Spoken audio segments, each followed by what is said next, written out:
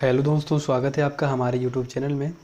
दोस्तों, जैसा कि आप सभी को पता है कि हम डे बाय डे डॉएप कोर्स को ऑनलाइन सीख रहे हैं और डॉएप कोर्स में हमारा जो चैप्टर है वो फंडामेंटल का चल रहा है, जिसमें आज लेसन 6 होने वाला है। और इस वीडियोस के अंतर्गत हम कंप्यूटर पेरिफेरल डिवाइस के बारे में जानने वाले हैं कि कंप्यूटर पेरिफेरल डिवाइस क्या होती है, इसके अंतर्गत कौन कौन सी डिवाइसें आती हैं, सारी चीज़ों को एक्सप्लेन करने वाले हैं। तो बने रहिए हमारी लास्ट तक वीडियो में, क्योंकि इस वीडियो में हम बहुत सारी चीज़ों को जानने वाले हैं। और अंत में हम आपसे एक क्वेश्चन पूछने वाले हैं जिसका आंसर आपको कमेंट बॉक्स में देना है। तो वीडियो को पूरी देखें, क्योंकि इसी वीडियो में उसका आंसर भी छिपा हुआ है। तो चलिए बिना टाइम वेस्ट के वीडियो को शुरू करते हैं और चलते हैं अपने कंप्यूटर की स्क्रीन पे। दोस्तों, जैसे कि आपको हमारी स्क्रीन पे दिख रहा होगा लेसन 8, जो कि डे 6 की वीडियो में हम पढ़ रहे हैं कंप्यूटर पेरिफेरल डिवाइस। ऐसे करके हम पूरे कोर्स को ऑनलाइन सीख रहे हैं। तो अगर आपने हमारी पिछली वीडियो को देखी होगी तो उसमें आपने बहुत सारी चीज़ों को सीखा होगा। Introduction of computer, computer units और history of computer, generation of computer, types of computer, computer organisation. ऐसे करके आज हम कंप्यूटर पेरिफेरल डिवाइस तक पहुंच चुके हैं। और ऐसे ही करके आगे हम operating system, MS office, HTML, financial accounting, tally, page maker, Corel Draw, Photoshop और इंटरनेट, ये सारी चीज़ें ऑनलाइन ऐसे ही सीखते रहेंगे।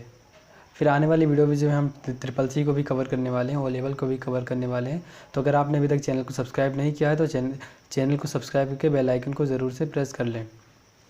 तो चलिए बिना टाइम वेस्ट के वीडियो को जल्दी से शुरू करते हैं और कंप्यूटर पेरिफेरल डिवाइस को पढ़ते हैं। तो सबसे पहले हम कंप्यूटर पेरिफेरल डिवाइस को ही समझ लेते हैं कि कंप्यूटर पेरिफेरल डिवाइस होती क्या है। तो इसको एक्सप्लेनेशन, इसकी परिभाषा को पढ़ते हैं। जैसे कि अभी स्क्रीन पे आपको दिख रहा होगा, यहाँ पर लिखा हुआ है एक्सप्लेनेशन में, परिभाषा में, कि कंप्यूटर यूज़र सीधे CPU से संपर्क स्थापित नहीं कर सकता और ना ही CPU यूज़र से।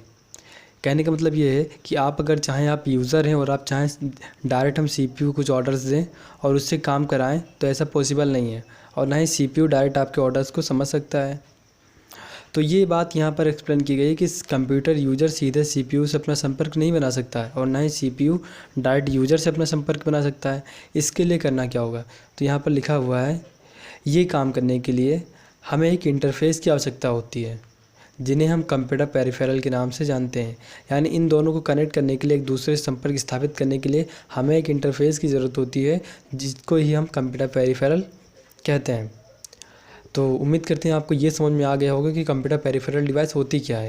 यानी कि CPU और यूज़र के मध्य जो इंटरफेस का काम करता है, जो उनकी सूचनाओं को वहाँ तक पहुँचाता है, या यूज़र की सूचना को CPU तक या CPU की सूचना को यूज़र तक, उसी को बोलते हैं कंप्यूटर पेरिफेरल। अब आ जाते हैं कंप्यूटर पेरिफेरल डिवाइस होती क्या है। तो आगे पढ़ते हैं। कंप्यूटर पेरिफेरल डिवाइस मुख्य रूप से 3 प्रकार की होती हैं, या हम ऐसा कह सकते हैं कि कंप्यूटर और यूज़र, CPU और यूज़र के मध्य जो इंटरफेस बनाने का काम होता है वो 3 तरीके से बनाया जाता है। पहला जो है वो इनपुट डिवाइस, दूसरा है आउटपुट डिवाइस, तीसरा है स्टोरेज डिवाइस। अब एक एक करके हम सारी चीज़ों को आगे एक्सप्लेन करने वाले हैं। थोड़ा सा हम यहाँ पर एग्जांपल के तौर पे समझ लेते हैं कि क्या कैसे होता है इनपुट डिवाइस या आउटपुट डिवाइस या स्टोरेज डिवाइस। तो इनपुट डिवाइस जो होता है, इनपुट यानी कि जो कंप्यूटर में इनपुट किया जाता है, जो आप CPU में भेजते हो, जो कंप्यूटर इनपुट करता है आपकी, यानी यूज़र के द्वारा भेजे गए सूचनाओं को जो कंप्यूटर अपने अंदर इनपुट करता है, उसी को बोलते हैं इनपुट डिवाइस। और आउटपुट डिवाइस क्या होता है, जो कंप्यूटर CPU आप को कुछ आउटपुट करके देता है, यानी प्रस्तुत करके देता है, उसी को वो आउटपुट डिवाइस बोलता है। यानी जिनके द्वारा सूचनाओं को प्रस्तुत किया जाता है वो आउटपुट कहलाते हैं। अब स्टोरेज, जिसको सूचनाओं जहाँ पर स्टोर करती है, सुरक्षित होती हैं, उसको स्टोरेज डिवाइस कंप्यूटर कहता है।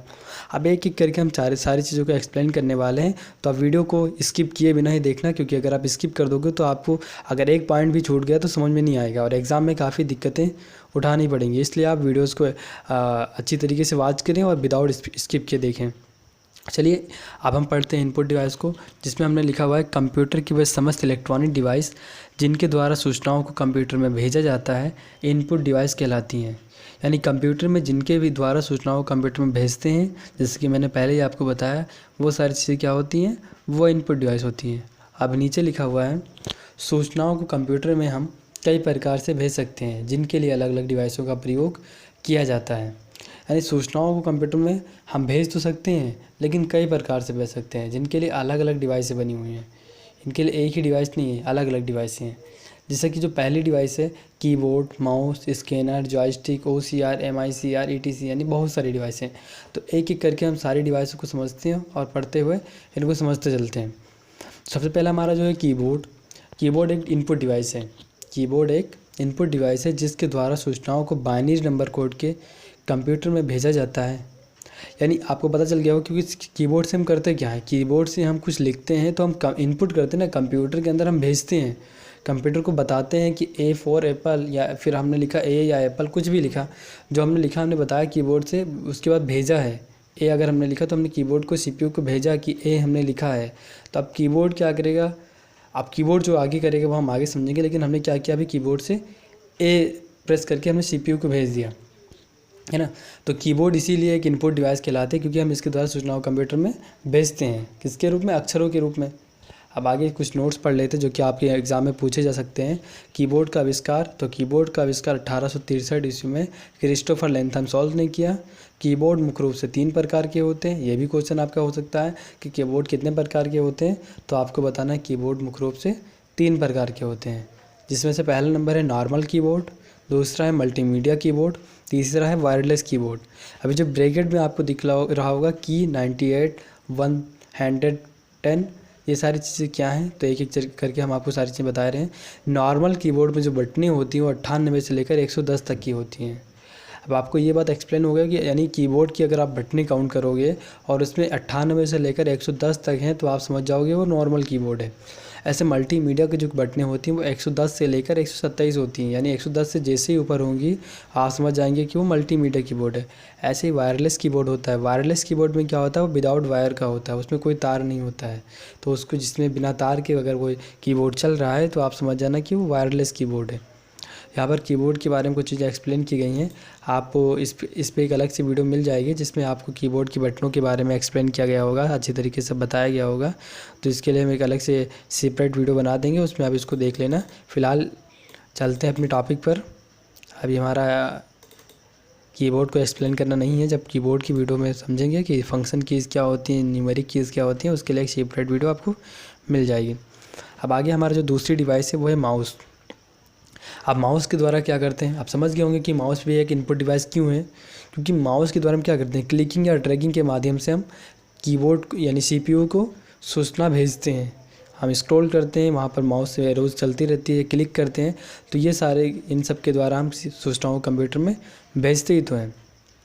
माउस को पॉइंट ऑन ड्रा के नाम से भी जाना जाता है। माउस का अगर दूसरा नाम, अगर क्वेश्चन आपका आ जाता है कि माउस या पॉइंट ऑन ड्रा कौन सी डिवाइस है, तो आप बता देना पॉइंट ऑन ड्रा जो है वो माउस ही है। दूसरा आ सकता है क्वेश्चन आपका कि माउस का आविष्कार किसने किया, तो माउस का आविष्कार 1963 ईस्वी में डॉक्टर डगलस ने किया था। माउस का आविष्कार किसने किया था, डॉक्टर डगलस ने किया था। ये ऐसा आ जाए माउस का आविष्कार कब हुआ था, तो 1963 ईस्वी में हुआ था।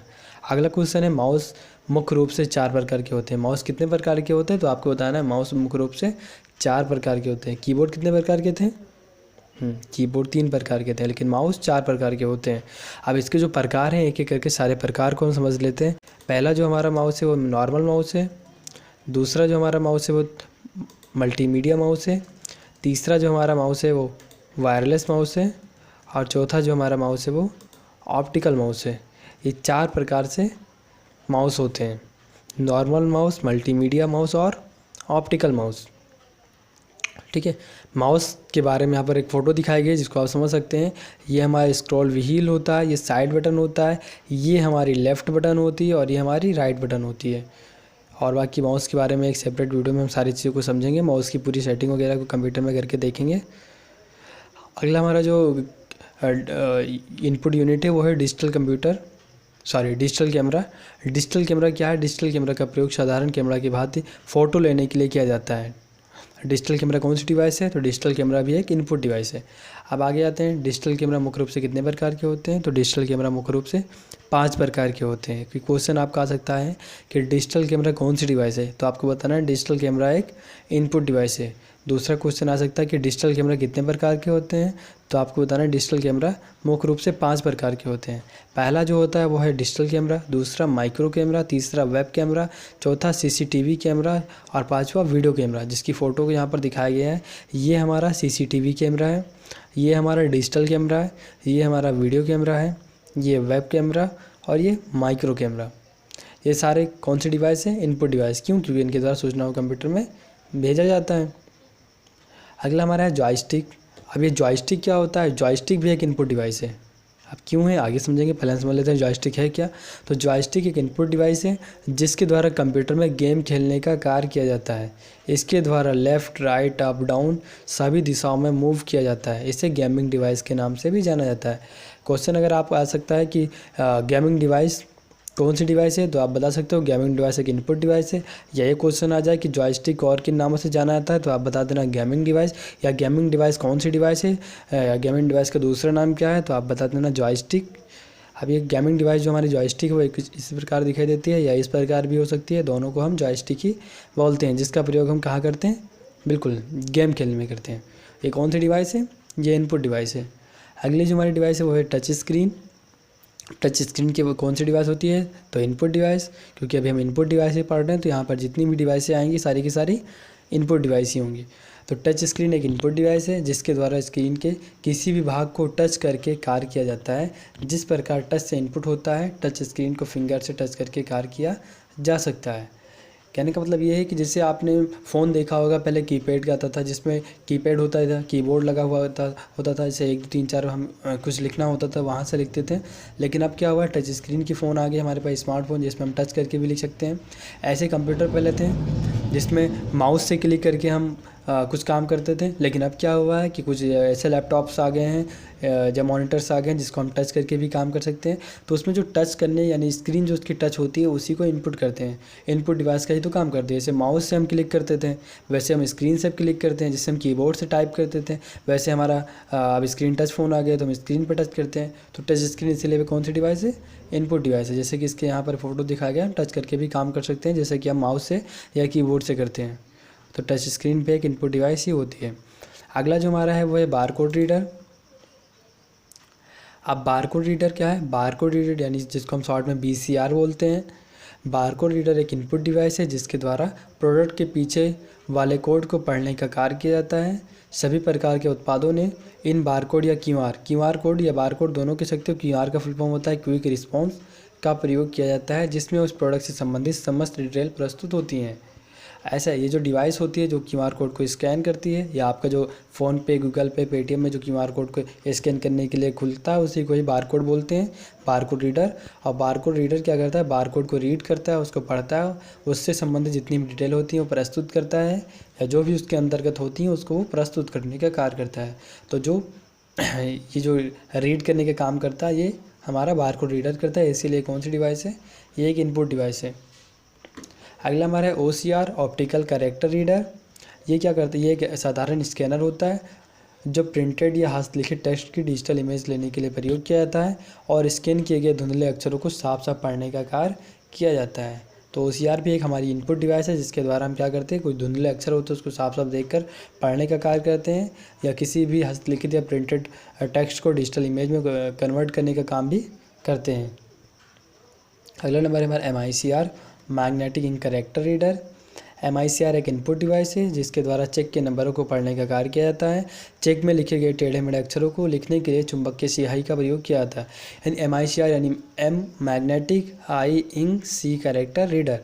यानी कि जो मैग्नेटिक यानी चुंबकीय स्याही से लिखे गए कैरेक्टर होते हैं उसको रीड करने के लिए जिस डिवाइस का प्रयोग किया जाता है उसको MICR डिवाइस बोलते हैं। तो चुंबकीय स्याही का प्रयोग कहाँ करते हैं लिखने के लिए? तो जो चेक होते हैं, चेक में जो नंबर्स पड़े होते हैं टेढ़े मेढ़े, उनको लिखने के लिए प्रयोग किया जाता है और उनको पढ़ने के लिए MICR का प्रयोग किया जाता है। जैसे कि ऐसी डिवाइस आपको MICR की डिवाइस दिखाई देती है। अब यहाँ तक हमने जो पढ़ा है वो सारी डिवाइस हमने इनपुट डिवाइस पढ़ा है। आपने समझ लिया होगा इनपुट डिवाइस के बारे में, जो कि हमारी पेरिफेरल डिवाइस होती है जो कंप्यूटर यूज़र्स और CPU के मध्य इंटरफेस बनाने का काम करती है। कुछ सूचना को CPU तक यूज़र के माध्यम से CPU तक पहुंचाने का जो काम होता है, भेजने का काम होता है, वो इनपुट डिवाइस करता है। अब आ जाते हैं आउटपुट डिवाइस, जो CPU यूज़र को दिखाने का काम करता है। तो कैसे करता है? वो इंटरफेस जो होता है वो पेरिफेरल डिवाइस जो होती है वो आउटपुट की होती है। अभी तक हम जितना काम कर रहे थे CPU को सूचना दे रहे थे, यानी कंप्यूटर में भेज रहे थे सूचना को। लेकिन अब जब हम सूचना को भेजेंगे वो CPU हमारा प्रोसेस करेगा, जो हमारा मस्तिष्क होता है, हमारा जो कंप्यूटर का दिमाग होता है उसको प्रोसेस करने के बाद हल करेगा। उसके बाद वो प्रस्तुत कैसे करेगा, बताएगा कैसे? तो बताने के लिए ही आउटपुट डिवाइस का प्रयोग किया जाता है। जैसे हम क्या करते हैं, हाँ, मनुष्य क्या होता है, मनुष्य कोई सूचना सुनता है। जैसे मनुष्य, अब मनुष्य का ही एग्जांपल ले लेते हैं। मनुष्य में क्या होता है कि अभी कोई चीज़ उनमें इनपुट करनी होती है। जैसे मान लेते हैं कि मैं आपसे कुछ बोलूँ, मैंने आपसे कहा व्हाट इज़ योर नेम, तो मैंने क्या किया, आप तक वो सूचना को भेजा। अब आपका यानी माइंड, जैसे कंप्यूटर का माइंड सीपीयू होता है, वैसे हमारे पास भी एक मस्तिष्क होता है, माइंड होता है। वहाँ तक सूचनाओं को भेजने के लिए एक इंटरफेस की ज़रूरत पड़ती है जिसका नाम होता है हमारा ईयर, कान। वैसे ही कंप्यूटर में इनपुट होता है। इनपुट डिवाइस में बहुत सारी डिवाइसें होती हैं, कीबोर्ड, माउस, अभी हमने पढ़ा। वैसे ही हमारा ईयर्स क्या करते हैं, सूचनाओं को भेजते हैं। कहाँ पर? बिल्कुल सही, माइंड के पास। जैसे सूचनाओं को भेजने के लिए कंप्यूटर में इनपुट डिवाइस की प्रयोग पड़ती है, ज़रूरत पड़ती है, लेकिन कहाँ भेजते हैं, सीपीयू के पास भेजते हैं, जो कि हमारा माइंड ऑफ कंप्यूटर होता है। वैसे भी हमारे माइंड पे सूचनाओं को भेजने के लिए ईयर की ज़रूरत पड़ती है। अब जैसे हमने कहा आपसे व्हाट इज़ योर नेम, और आपने सुना, यानी कि आपने सूचनाओं को भेजा। अच्छा, व्हाट इज़ योर नेम, आपने क्या किया, माइंड को भेजा। माइंड ने क्या समझा कि व्हाट इज़ योर का मतलब क्या होता है। अगर आपकी मदर टंग इंग्लिश नहीं है तो आपने पहले उसको हिंदी, आपके माइंड ने उसको जल्दी से प्रोसेस किया, उसको समझा हिंदी में कन्वर्ट करके, कि इसने पूछा है कि तुम्हारा नाम क्या है। फिर जब उसको प्रोसेस हो गया, यानी हल हो गया, अब आप क्या करोगे, अब आप अपना नाम बताओगे। तो आप अपना नाम बताने के लिए माय नेम इज़ ETC जो भी होगा, आप XYZ, उसको सूचना को क्या करोगे, प्रस्तुत करोगे। हमें अपने क्वेश्चन का आंसर दोगे, हमारे क्वेश्चन का जो आंसर होगा वो अपने अकॉर्डिंग आप दोगे। तो उसके लिए आउटपुट करने के लिए आपने जिस डिवाइस का प्रयोग किया वो था आपका माउथ। आपने जिस डिवाइस का प्रयोग किया वो था आपका माउथ। आपने माउथ से तो उसको आउटपुट कर दिया कि मेरा नाम ये है। लेकिन कंप्यूटर क्या करे, कंप्यूटर कैसे अपनी सूचनाओं को आउटपुट करे, तो इसीलिए एक इंटरफेस बनाया गया आउटपुट करने के लिए, जिसका नाम रखा गया आउटपुट डिवाइस। ये क्या करता है, यानी जो अभी हमने भेजा था वो हल हुआ, अब वो हमें प्रस्तुत होगा। तो इसकी एक्सप्लेनेशन को परिभाषा को समझ लेते हैं। वे समस्त इलेक्ट्रॉनिक डिवाइस जिनके द्वारा सूचनाओं को कंप्यूटर से प्रस्तुत किया जाता है आउटपुट डिवाइस कहलाती हैं। सूचनाओं को हम कंप्यूटर से कई प्रकार से प्रस्तुत कर सकते हैं, जिसके लिए अलग अलग डिवाइसों का प्रयोग किया जाता है। यानी सूचनाओं को प्रस्तुत करने के लिए अलग अलग डिवाइसों का प्रयोग किया जाता है, क्योंकि हम कई तरीके से जैसे हम भेजते थे तो वैसे ही कई तरीके से हम प्रस्तुत भी कर सकते हैं। अब प्रस्तुत करने में जो सबसे पहला हमारा है वो है monitor, printer, projector, plotter, speaker, ETC, यानी बहुत सारे हैं। तो सबसे पहले मैं एक एक करके मॉनिटर को पढ़ लेते हैं। मॉनिटर क्या है, तो मॉनिटर हमें पता है कि एक आउटपुट डिवाइस है। क्यों? क्योंकि इसके द्वारा हम सूचनाओं को प्रस्तुत करते हैं। अब मॉनिटर को विजुअल डिस्प्ले यूनिट के नाम से भी जाना जाता है। ये क्वेश्चन आ सकता है कि मॉनिटर कौन सी डिवाइस है, तो आपको बताना है मॉनिटर एक आउटपुट डिवाइस है। ये क्वेश्चन आ सकता है कि मॉनिटर का दूसरा नाम क्या है, तो आपको बताना है विजुअल डिस्प्ले यूनिट। ये क्वेश्चन आ सकता है विजुअल डिस्प्ले यूनिट कौन सी डिवाइस है, तो आपको बताना है मॉनिटर आउटपुट डिवाइस। या ये आ सकता है विजुअल डिस्प्ले यूनिट का दूसरा नाम क्या है, तो आपको बताना है मॉनिटर। आगे बढ़ते हैं। और मॉनिटर को CPU से कनेक्ट करने वाली केबल को VGA यानी विजुअल ग्राफिक्स एरे कहते हैं। ये जो केबल होती है जो CPU से मॉनिटर में कनेक्ट होती है, इसी को VGA केबल बोलते हैं। तो याद रखना, ये हमारा मॉनिटर होता है। आगे बढ़ते हैं। मॉनिटर मुख्य रूप से दो प्रकार के होते हैं, CRT और LCD। CRT का फुल फॉर्म होता है कैथोड रे ट्यूब, LCD का फुल फॉर्म होता है लिक्विड क्रिस्टल डिस्प्ले। तो मॉनिटर कितने प्रकार के होते हैं, कमेंट बॉक्स में इसका आंसर दीजिए आप कि मॉनिटर कितने प्रकार के होते हैं और दोनों का नाम क्या होता है जो दो प्रकार होते हैं। चलिए सबसे पहले हम पढ़ लेते हैं CRT का फुल फॉर्म होता है कैथोड रे ट्यूब। ये भी एक मॉनिटर का प्रकार है। ये टीवी के आकार के मॉनिटर होते हैं। इसमें वैक्यूम ट्यूब लगा होता है। बिल्कुल सही, आपने अगर हमारी जनरेशन ऑफ कंप्यूटर की वीडियो देखी होगी तो आपने समझा होगा कि वैक्यूम ट्यूब क्या होता है। वैक्यूम ट्यूब से हमारे कंप्यूटर पर असर क्या पड़ता है। तो जो CRT का मॉनिटर था इसमें वैक्यूम ट्यूब का प्रयोग किया गया था, जिससे विद्युत की खपत भी ज़्यादा थी और कंप्यूटर हमारा जो मॉनिटर था CRT मॉनिटर काफ़ी भारी था। अब ये जो CRT मॉनिटर है ये दो प्रकार के होते हैं। नंबर एक ब्लैक एंड वाइट, नंबर दो कलर मॉनिटर। यानी CRT मॉनिटर एक ब्लैक एंड वाइट होता है और एक कलर मॉनिटर। आपने जिसको टीवी बोलते हो, अपने भाषा में इसको लोग पहले टीवी बोलते थे। ये ब्लैक एंड वाइट टीवी होती थी और ये कलर मॉनिटर टीवी होती थी, जिसको हम ब्लैक एंड वाइट मॉनिटर या कलर मॉनिटर बोलते हैं। इन दोनों में ये जो पीछे का पार्ट इतना ज़्यादा भारी होता था, इसका रीज़न था क्योंकि इसमें वैक्यूम ट्यूब लगा हुआ था, इसलिए काफ़ी भारी हुआ करता था और विद्युत की खपत भी ज़्यादा थी। अब यहाँ पर पढ़ लेते हैं। ब्लैक एंड वाइट मॉनिटर को मोनोक्रोम मॉनिटर भी कहते हैं और कलर मॉनिटर दो कॉम्बिनेशन में आते हैं। नंबर एक RGB, नंबर दो CMYK। RGB का फुल होता है रेड ग्रीन ब्लू, CMYK क्या होता है सियान मैग्नेटा येलो की फॉर ब्लैक। ठीक है। तो अब हम आ जाते हैं एलसीडी की तरफ। अभी हमने पढ़ा कि सीआरटी जिसमें वैक्यूम ट्यूब का प्रयोग किया गया था। अब हम पढ़ लेते हैं एलसीडी यानी लिक्विड क्रिस्टल डिस्प्ले। यह मॉनिटर आकार में छोटे होते हैं क्योंकि इसमें ट्रांजिस्टर नामक डिवाइस का प्रयोग किया जाता है और इससे विद्युत की खपत भी कम होती है। अब आपको समझ में आ ही गया होगा, आपने जनरेशन ऑफ कंप्यूटर की वीडियो देखी होगी कि वैक्यूम ट्यूब के आधार पर, वैक्यूम ट्यूब के स्थान पर जो रिप्लेस हुआ था ट्रांजिस्टर हुआ था। रीज़न क्या था? क्योंकि इससे विद्युत की खपत कम हुई थी और कंप्यूटर का आकार छोटा हो गया था। तो जब सीआरटी मॉनिटर से रिप्लेस करके उसमें वैक्यूम ट्यूब हटा के ट्रांजिस्टर लगाया गया तो सीआरटी से वो एलसीडी हो गया और आकार भी छोटा हो गया प्लस विद्युत की खपत भी कम हो गई। यहाँ पर ट्रांजिस्टर और वैक्यूम ट्यूब का जो मेन भूमिका थी वही हुई। यह मॉनिटर कई प्रकार के होते हैं जिसमें हम 3 प्रकार आपको दिखा रहे हैं, एलसीडी, एलईडी और टीएफटी। एलसीडी का फुल फॉर्म होता है लिक्विड क्रिस्टल डिस्प्ले, एलईडी का फुल फॉर्म होता है लाइट एमिटिंग डायोड, टीएफटी का फुल फॉर्म होता है थिन फिल्म ट्रांजिस्टर। ये 3 तरह के मॉनिटर्स होते हैं। अगली हमारी जो डिवाइस है वो है प्रिंटर। प्रिंटर कौन सी? प्रिंटर एक आउटपुट डिवाइस है, आप सारे लोगों को पता है क्योंकि हम आउटपुट डिवाइस ही पढ़ रहे हैं, जो सूचनाओं को कागज़ पर प्रस्तुत करने का कार्य करता है। तो प्रिंटर क्या करता है? सूचनाओं को कागज़ पर प्रस्तुत करता है। आपने प्रिंटर अगर देखा होगा ऐसा कुछ होता है। प्रिंटर बहुत ही प्रकार के होते हैं जो हम आगे पढ़ेंगे, लेकिन इस प्रकार की जो डिवाइस होती है इसी को प्रिंटर बोलते हैं। और एक आउटपुट डिवाइस है क्योंकि ये सूचनाओं को बाहर करती है, प्रस्तुत करती है। कहाँ पर? कागज़ पर। तो कागज़ पर प्रस्तुत करने वाली आउटपुट डिवाइस को हम प्रिंटर कहते हैं। प्रिंटर कितने प्रकार के होते हैं? तो प्रिंटर मुख्य रूप से 2 प्रकार के होते हैं, इम्पैक्ट प्रिंटर और नॉन इम्पैक्ट प्रिंटर। प्रिंटर कितने प्रकार के होते हैं? प्रिंटर 2 प्रकार के होते हैं, impact printer, non impact printer. एक एक करके दोनों प्रिंटर्स को पढ़ते हैं। सबसे पहला हम पढ़ लेते हैं इम्पैक्ट प्रिंटर को। इम्पैक्ट प्रिंटर यानी वह प्रिंटर जो छपाई करते समय आवाज़ करते हैं, इम्पैक्ट प्रिंटर कहलाते हैं। यानी जब आप छपाई करते होंगे या आपने छपाई करते देखा होगा कोई प्रिंटर से प्रिंट आउट करो तो उसमें आवाज़ बहुत ज़्यादा आती है, तो वो कौन से प्रिंटर होते हैं? वह इम्पैक्ट प्रिंटर होते हैं। याद करने के लिए आप इम्पैक्ट को आवाज़ के रूप में भी समझ सकते हो। यह मुख्य रूप से 5 प्रकार के होते हैं, dot matrix printer, daisy wheel printer, drum printer, chain printer और बैंड प्रिंटर। ये मुख्य रूप से 5 प्रकार के होते हैं। पांचों का नाम पढ़ लेना, या पांचों में से कोई प्रिंटर अगर आपके पास होगा तो आप समझ जाना इम्पैक्ट प्रिंटर है या लेने जा रहे हो। अगर इन पांचों में से कोई एक नाम बता रहा है आपसे तो समझ जाना ये छपाई करते समय आवाज़ करेंगे। क्यों? क्योंकि ये इम्पैक्ट प्रिंटर की लिस्ट में आ रहे हैं। आगे हम पढ़ रहे हैं नॉन इम्पैक्ट प्रिंटर। वे प्रिंटर जो छपाई करते समय आवाज़ नहीं करते हैं नॉन इम्पैक्ट प्रिंटर कहलाते हैं। ये मुख्य रूप से 5 प्रकार के होते हैं।